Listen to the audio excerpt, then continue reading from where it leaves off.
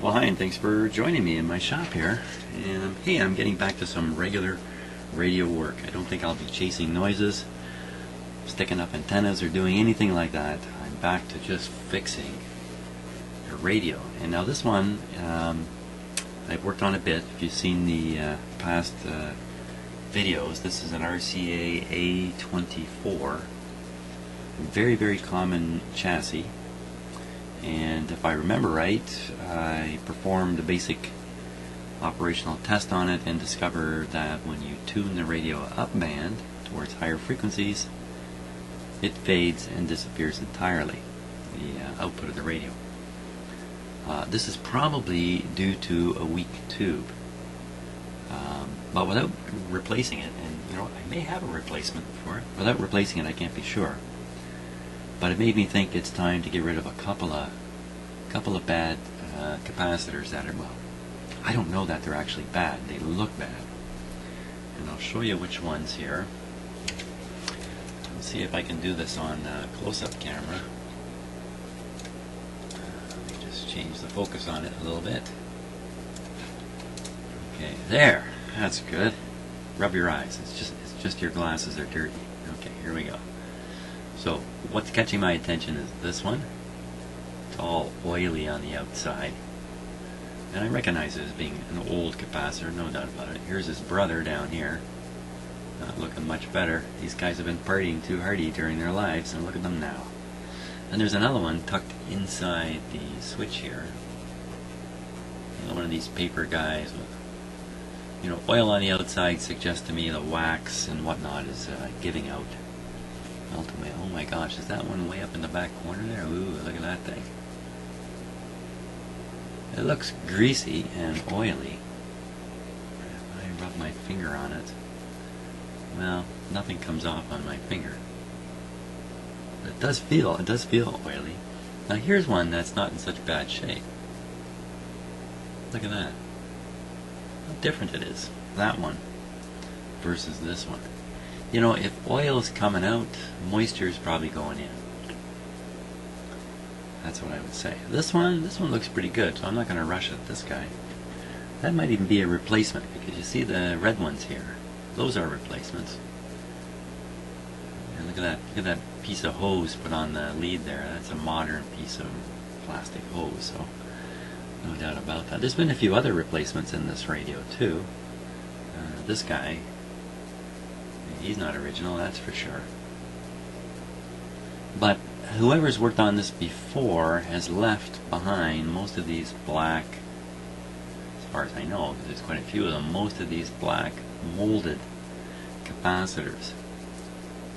Probably in their day, these were touted as an excellent permanent solution to the problem of the paper wax capacitor. And you mold this plastic on them. Here's another one.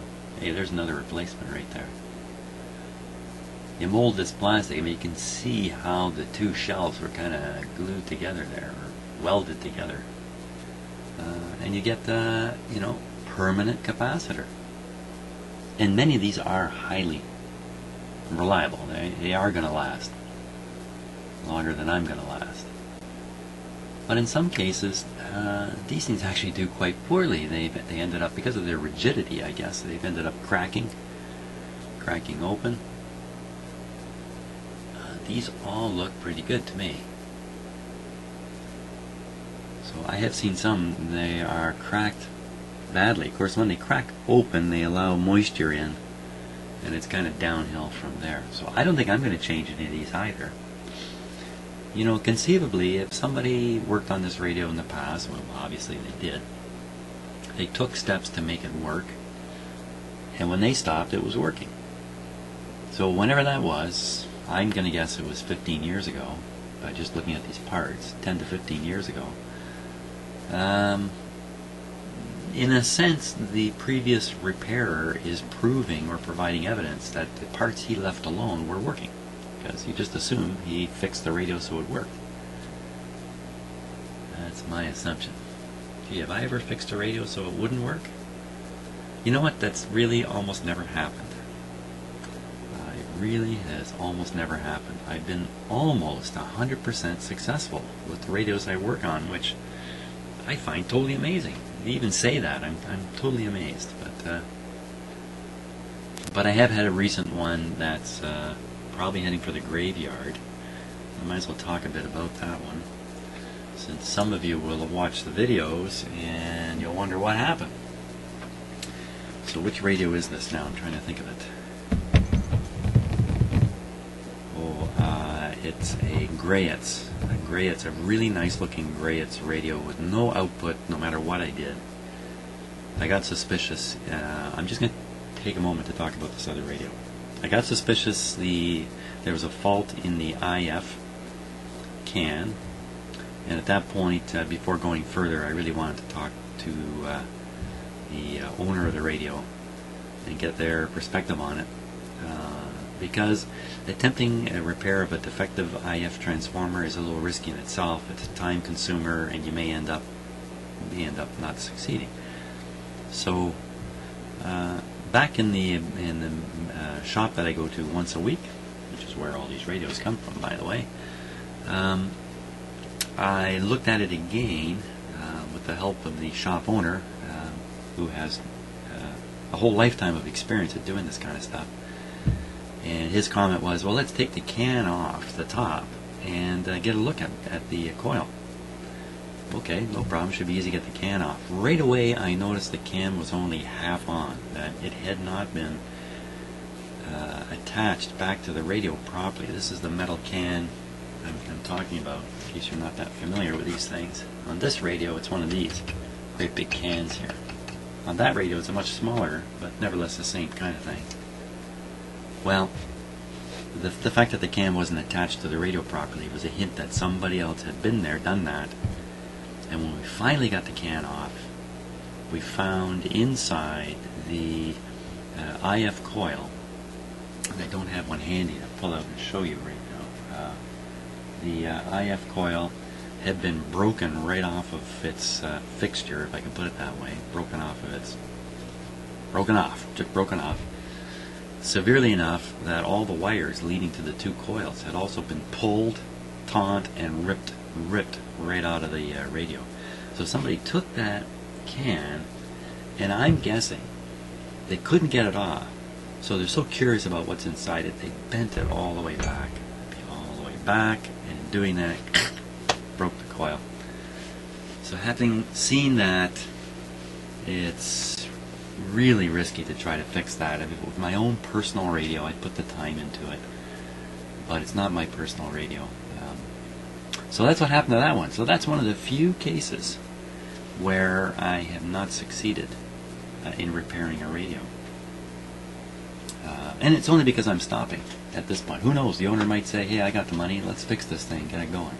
We don't know. So that radio may end up back here, or unfortunately it's going to end up, well, it won't end up in the scrap heap, but it'll end up sitting somewhere ready to be parted out, or who knows what. But it's not coming back to life soon, I don't think. Anyway, enough talk. My soldering iron should be plenty hot. Let's go after these easy ones first. Now, the way I like to do this, I don't need a soldering iron right away, is I cut out the part I want to replace and leave the wire leads hanging out there as markers.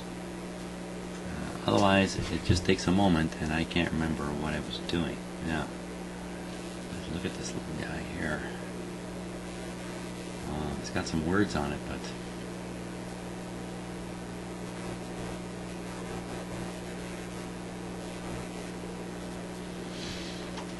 let's take a closer look here.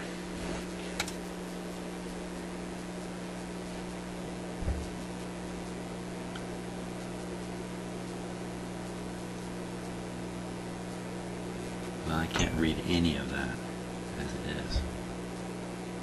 Sometimes what's on these capacitors, this type here, is just a serial number. Oh, there's something there. 0.25, 140 something 51. Okay, don't think that's a 0.25. It's too small for that. So what we'll do is we'll try to scratch off the dirty wax here. We'll see what we end up with.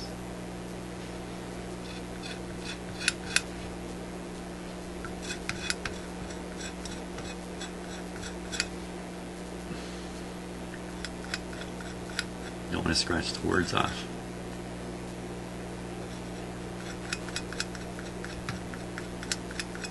Just want to take the dirty stuff off. What do we got now?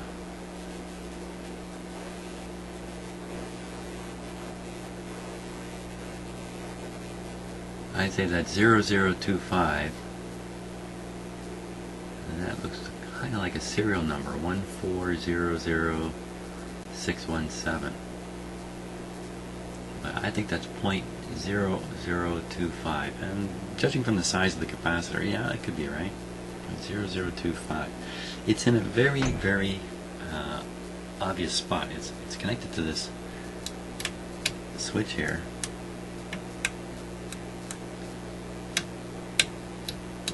Curious switch, eh? One thing, nothing, and something. That's the capacitor. Should be able to find this switch. I'm pretty sure that's the tone switch. Should be able to find this switch on the circuit diagram. Excuse me. And resolve its size there. Just to be sure. Yeah. Hey, where's the circuit diagram? Hold on a second. Everybody, hang on.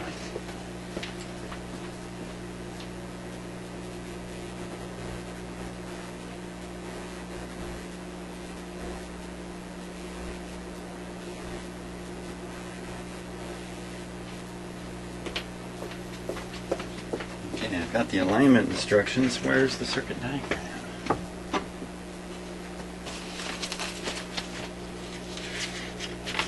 Hey, maybe I didn't print it.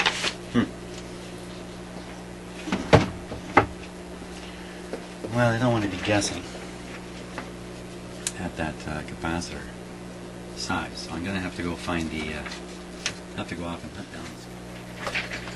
Okay, so well, it took me quite a bit of time, and I did not turn up a schematic of exactly this radio.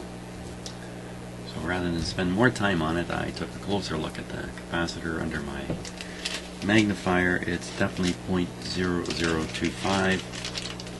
So here's a potential replacement here.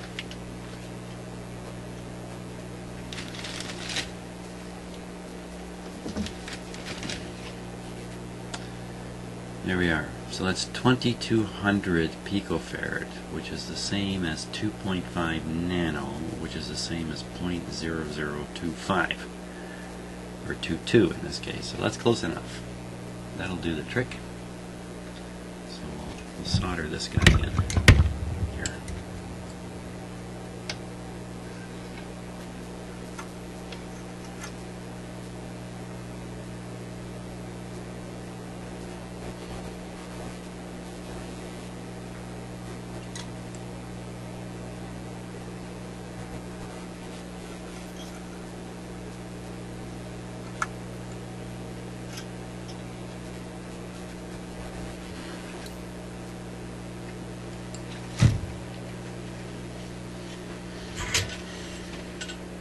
So I think I'm going to replace these visually disturbing capacitors,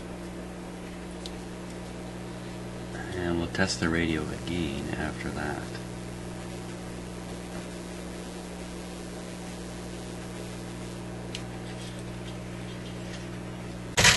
I say visually disturbing because the way they look bad.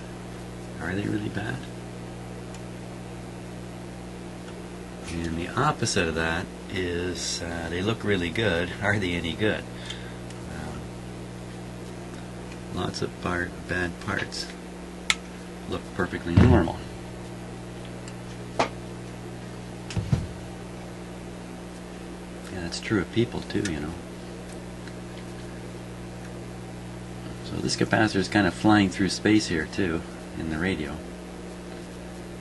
It's not run close to the chassis or anything.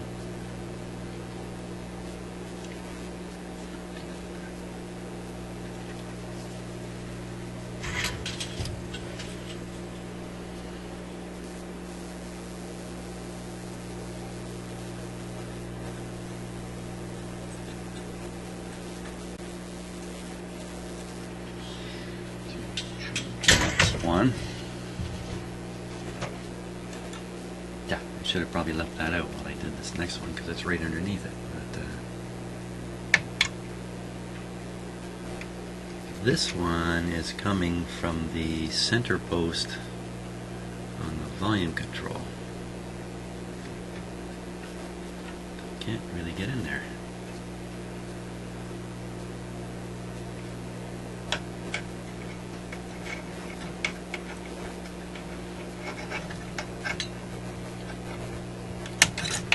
There it goes. Looks the same as the other one, size-wise.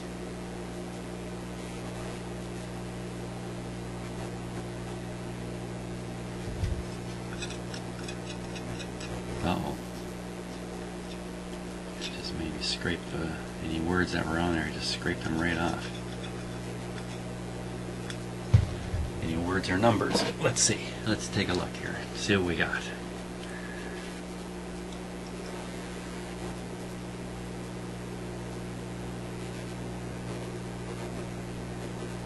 Yeah, you know what? The value is destroyed on here. I can't read it, but I can see the serial number. It looks like, wow, 1400 something 17. Now, how's that look on this one? This one is 1400 something 17. So, considering they look identical, we're going to assume they're identical. Probably a pretty good assumption. How far wrong can you go anyway on this? 33, 33.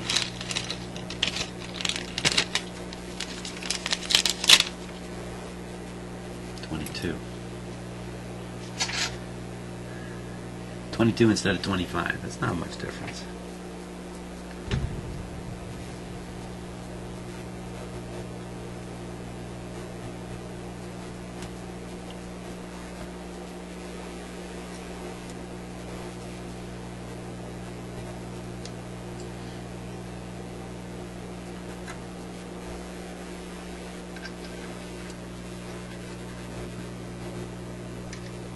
Maybe I can get you a close-up view of this. Yeah, why don't I try that?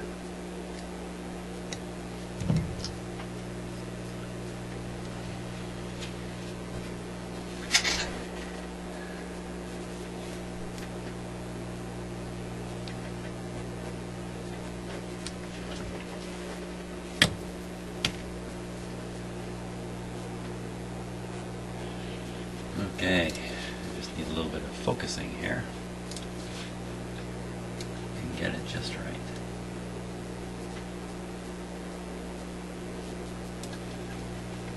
Here we are.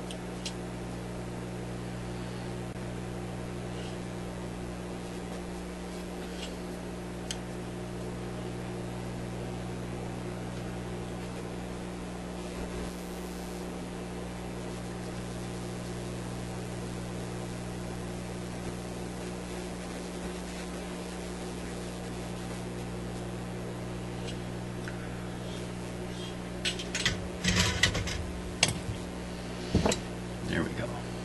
Now, the other end of it goes right onto that.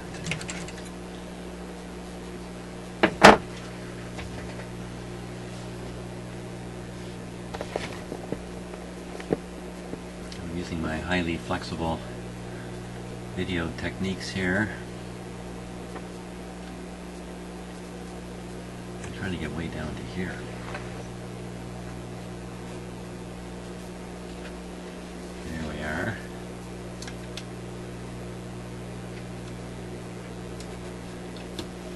headed.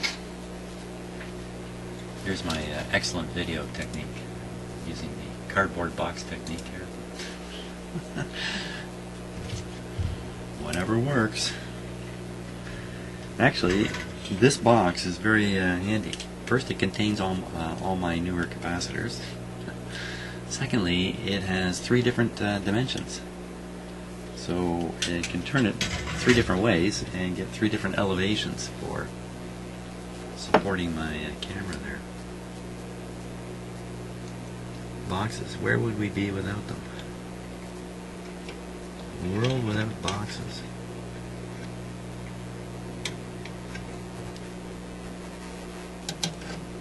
Gee, I wonder if there's anything like that nobody's ever thought of yet.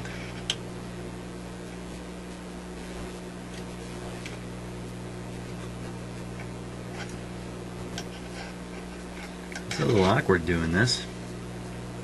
Doesn't look awkward from your perspective, but from where I am, trying to get a tool in there,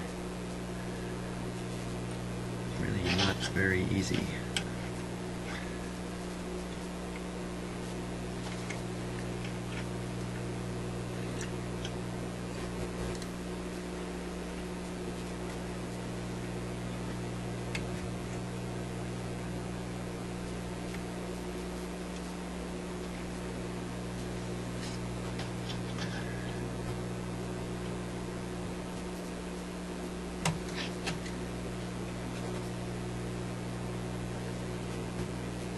Got that on anything at all or not?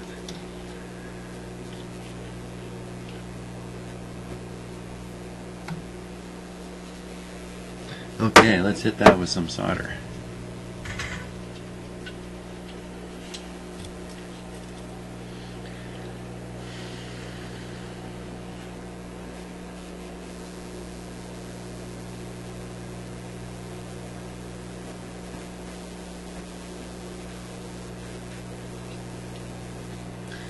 I guess in this respect, doctors have it easy.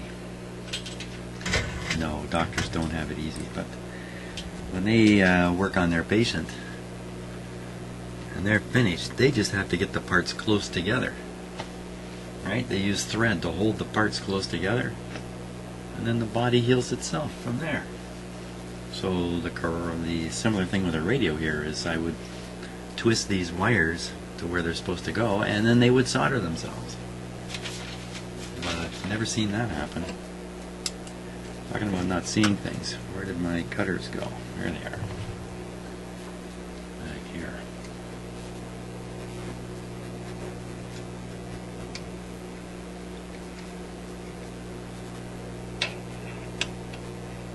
And I don't really have to cut off these tidbits of wire, but it's kind of crude to leave all this extra bits and pieces hanging out there.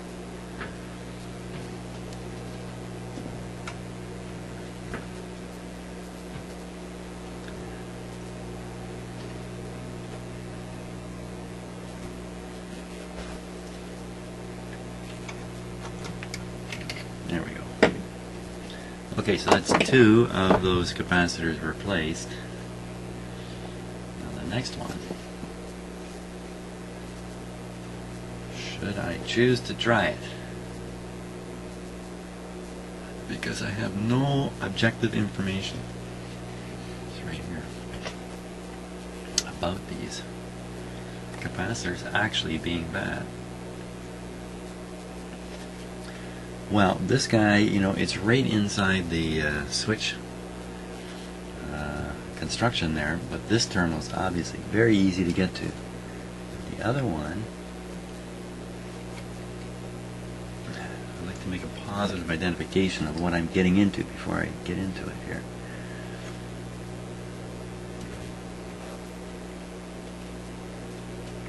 Well, that kind of has to be it there, doesn't it? Oop.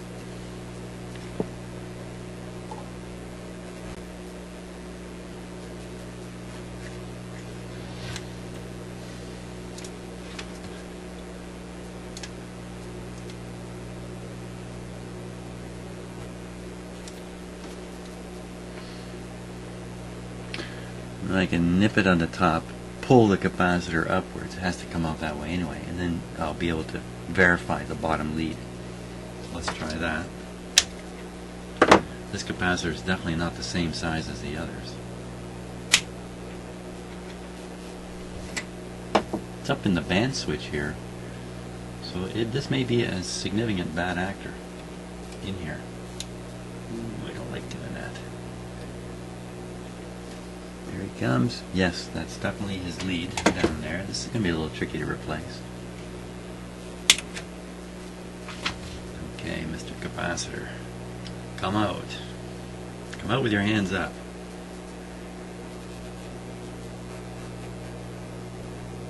Okay, now when I look at this, I see a number, but I think that's just the serial number. It's kind of what I was afraid of with these capacitors. Often they don't have their value written on it.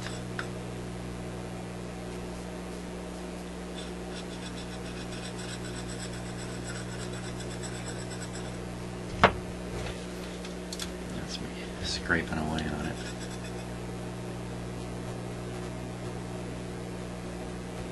Well,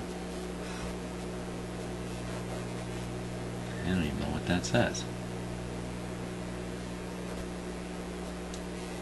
It's going to be out of focus on that camera.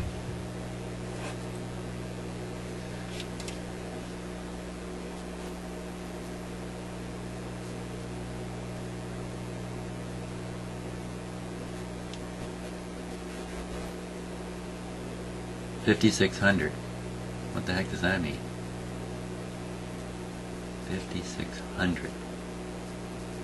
Capacitor this old, they almost always put it on as microfarads.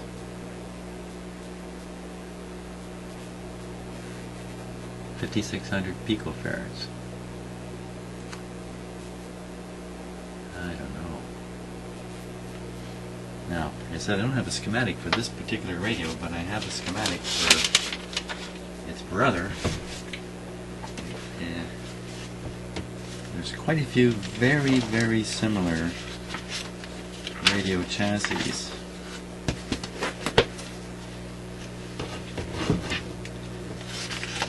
And I'm just going to take a peek.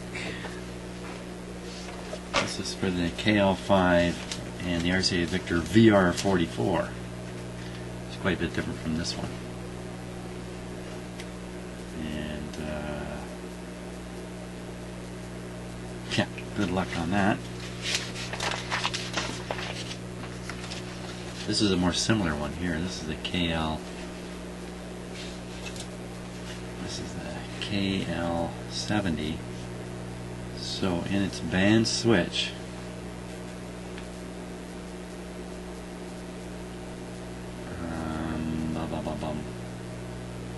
now there's a million little capacitors in here. Look at them all. Lots of capacitors in there. Yeah. That's not going to help me figure it out. Can I measure it? My voltmeter is really not made to measure this kind of capacitor.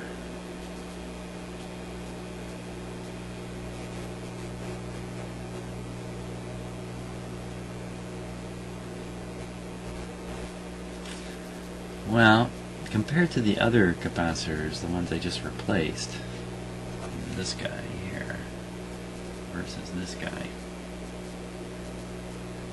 this is a dumb way of doing this.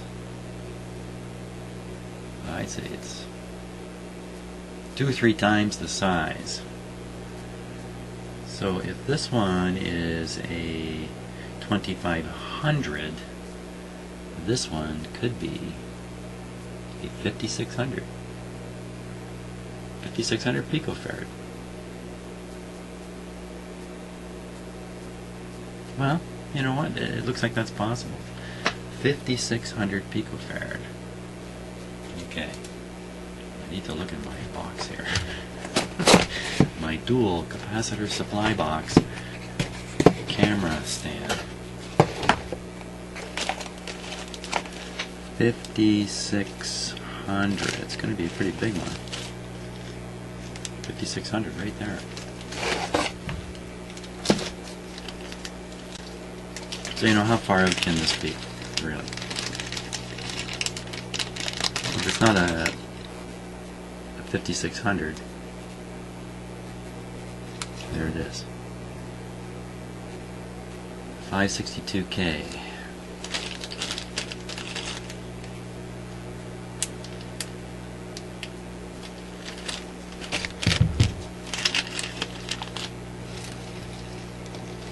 I get these things mixed up if I'm not careful.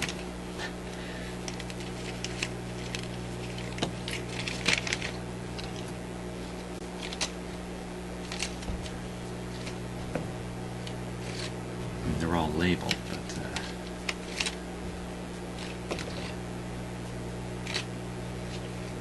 I bought these from Just Radios here in Canada, in just outside of Toronto. Well, actually, it's in Toronto now.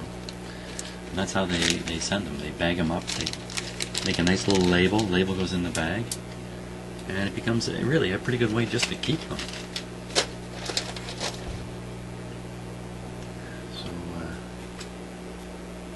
Where did this come from again? Oh yeah, down in here.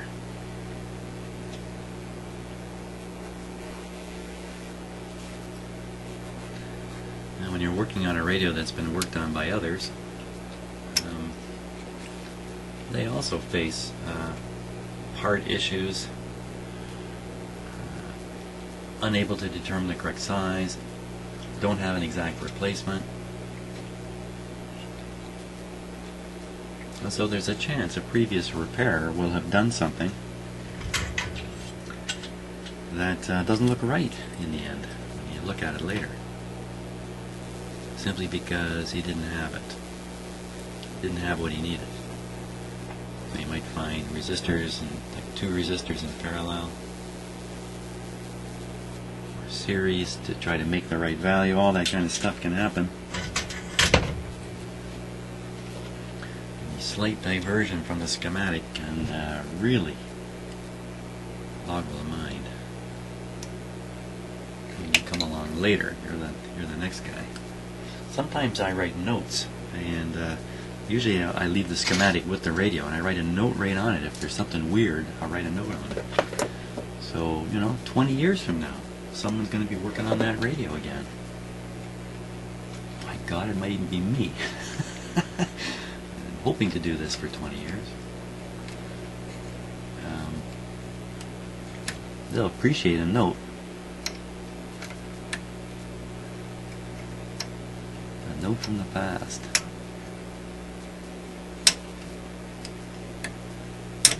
Come on.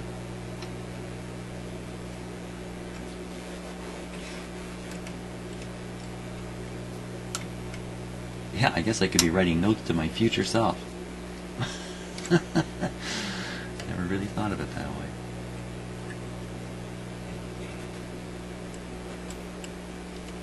Maybe the notes should just give a link to the video that I'm shooting. Come on. You can do it. Apparently you can't.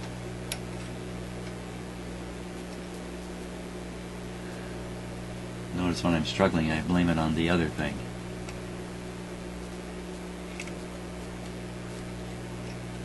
I don't blame it on my lack of skill.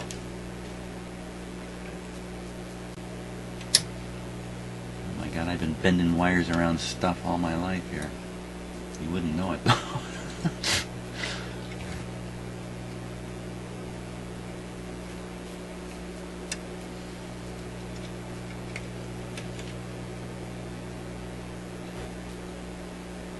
Give me another tool, quickly. Give me a tool. Give me any tool.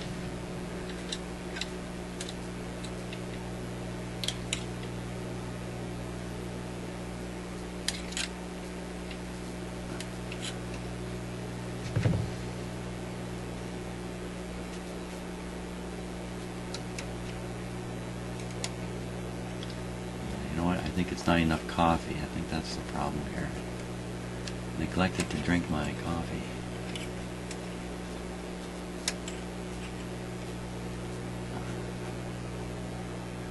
So why am I in my shop today? Why not outside? Because the weather's not so good outside. Had a rainy day yesterday. I got a humid gray day today. It's not so nice. The weather the last few days there was just fantastic. Up here, hot sun, cool air, no humidity. You really can't beat that.